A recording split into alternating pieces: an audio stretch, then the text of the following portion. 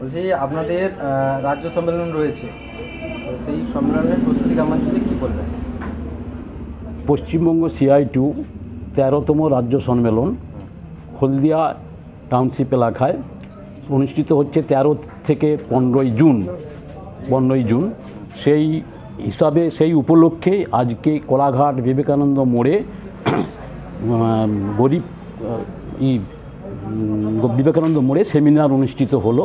সেই সেমিনারে মূল বক্তা ছিলেন কমরেড সায়ন ব্যানার্জি।